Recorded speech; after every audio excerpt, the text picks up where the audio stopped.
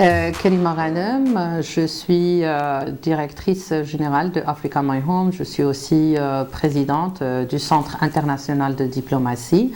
J'ai commencé ma carrière en tant que journaliste, rédactrice en chef de Morocco Times. Puis j'ai travaillé pendant 8 ans à l'Agence américaine pour le développement international, à l'ambassade des États-Unis à Rabat. Après, j'ai travaillé en tant que spécialiste en plaidoyer, en politique publique avec Counterpart International pendant 4 ans.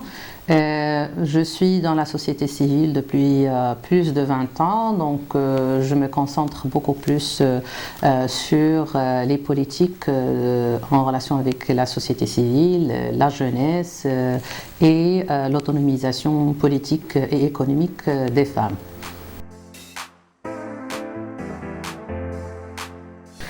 Africa My Home est une entreprise sociale qui a commencé en tant qu'initiative en 2017 en Tanzanie, inspirée par le discours de Sa Majesté le roi Mohamed VI lors du retour du Maroc à l'Union africaine, là où il a précisé que l'Afrique est notre maison. C'était pour nous une inspiration, donc j'ai travaillé avec un groupe de jeunes Africains pour lancer l'initiative. L'initiative signifie que l'Afrique est notre maison, donc c'est notre devoir collectif de construire cette maison tous ensemble, identifier les moyens pour mieux cohabiter et travailler ensemble pour le développement de l'Afrique. Donc dans ce sens-là, nous avons travaillé pour la promotion des talents africains, pour renforcer la participation politique citoyenne et aussi l'autonomisation économique des jeunes et des femmes, surtout en utilisant la technologie au service de développement. Donc après, on a décidé de créer cette entreprise sociale pour élaborer des projets destinés principalement à l'autonomisation des jeunes et des femmes pour qu'ils puissent rester chez eux parce que l'Afrique a besoin de ces talents. Donc voilà la philosophie de Africa My Home. Et nous travaillons avec plusieurs partenaires intercontinentaux sur des sujets de consultation en relation avec le genre, avec la jeunesse, en relation avec les politiques publiques d'une manière transversale. Et puis, on travaille aussi sur le développement de l'entrepreneuriat, surtout l'entrepreneuriat féminin.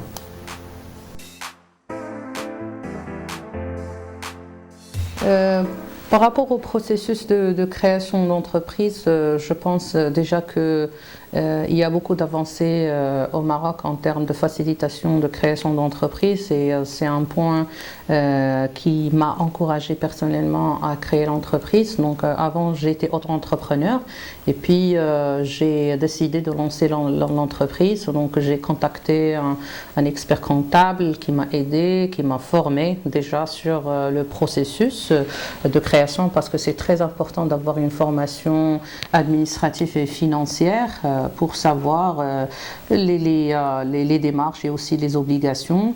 Donc j'ai commencé bien sûr par le certificat négatif pour enregistrer le nom Africa My Home et après il y a toute la paperasse pour l'enregistrement de l'entreprise pour avoir le registre de commerce, l'identifiant fiscale, la patente, etc.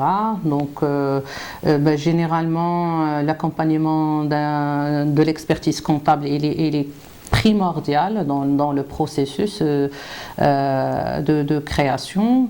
Après, bien sûr, il y a la publicité, la promotion de l'entreprise. Et puis, donc, après, c'est vraiment un renforcement de capacité pour voir comment ça marche, la gestion de l'entreprise, comment assurer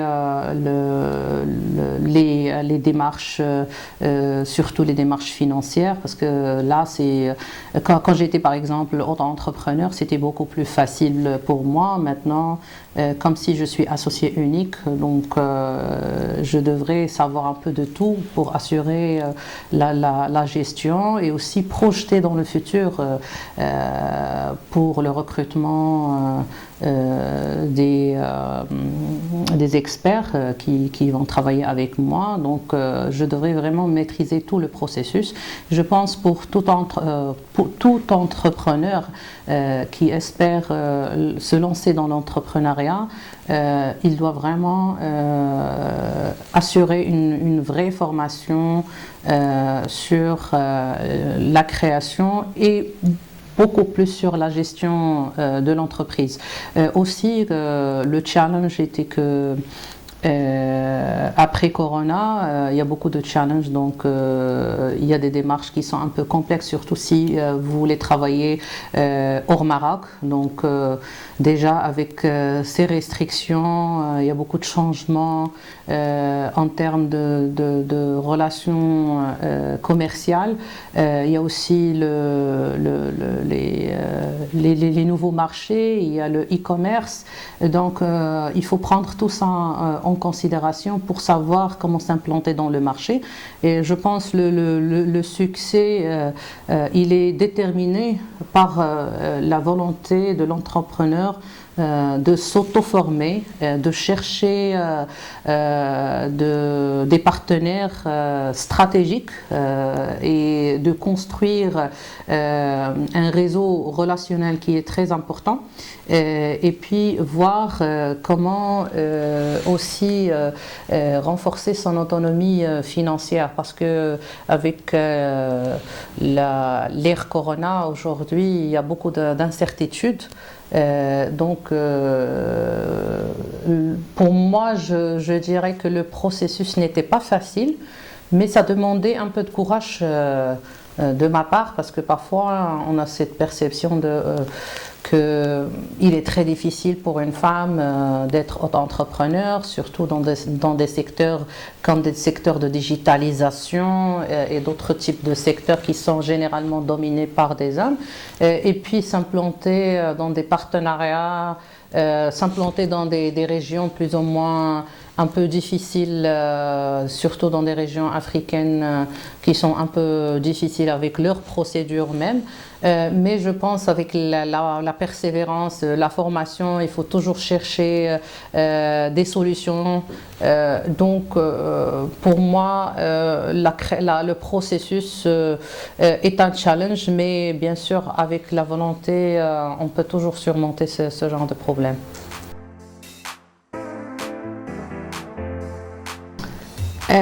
La gestion de vie d'un entrepreneur, elle est complexe de nature. Surtout aujourd'hui, nous vivons dans l'ère Corona. Donc, on a opté par force de majeure pour le digital. Donc, on se digitalise beaucoup plus. On a opté pour le télétravail, c'est une réalité de tous les jours. Donc, on fait moins de présentiel, on a changé nos méthodes de travail. Et puis, le challenge, c'est que aujourd'hui, nous vivons un stress considérable parce que nous passons parfois plus de 13 heures, même 15 heures, parfois 20 heures devant l'ordinateur. Si on travaille avec des partenaires dans des continents différents, il y a la différence des heures.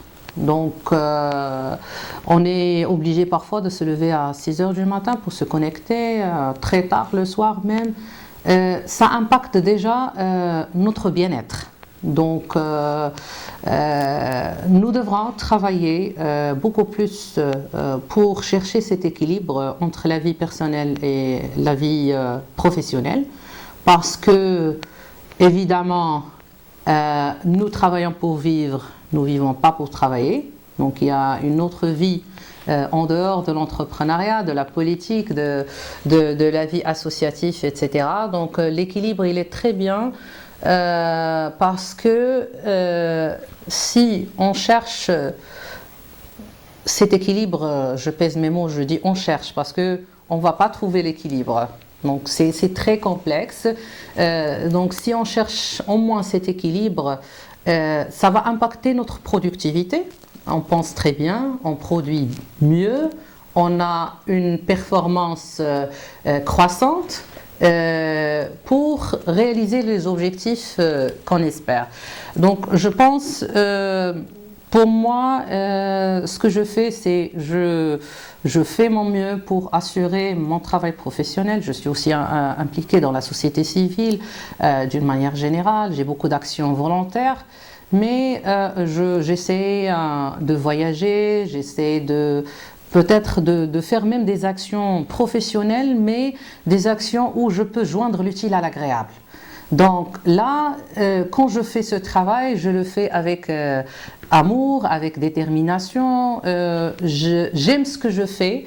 Donc pour moi, même si je travaille, mais je trouve du plaisir à travailler, ça impacte ma psychologie d'une manière générale. Créer une entreprise au Maroc, c'est pas très difficile. La maintenir est très difficile. Comme je dirais auparavant, c'est votre formation, c'est votre autonomisation. C'est votre savoir et savoir-faire, c'est votre connaissance du marché.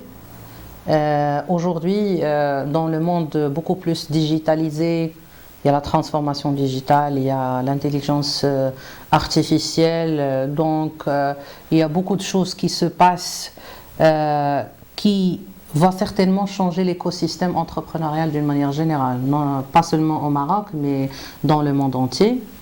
Donc, les méthodes, même les méthodes de travail commencent à changer.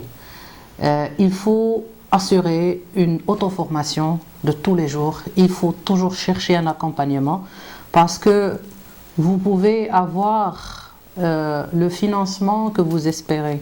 Mais si vous ne savez pas comment gérer votre financement, si vous ne connaissez pas le marché, si vous ne connaissez pas les challenges du marché, ça va être très difficile de maintenir votre entreprise. Aujourd'hui, on ne parle plus de l'entreprise au Maroc parce qu'aujourd'hui, la grande majorité des entreprises se digitalisent beaucoup plus. Ils n'ont même pas besoin d'un local. Ils sont dans le digital. Donc, il suffit d'un site web, c'est votre domiciliation. Donc, aujourd'hui, ils doivent faire affaire à une compétition très spéciale. C'est une compétition digitale. Aujourd'hui, il y a le e-commerce, il y a de nouveaux marchés, il y a des accords économiques, et puis il y a le consommateur qui change déjà. Donc, pour moi, il est très important d'assurer un accompagnement pour tous les autres entrepreneurs, les entrepreneurs, quelle que soit la taille, petite ou moyenne, parce qu'on a vu que la grande majorité des entreprises, quelle que soit la taille, ils ont vécu une période très difficile avec Corona. Il y a même des entreprises qui ont fait faillite.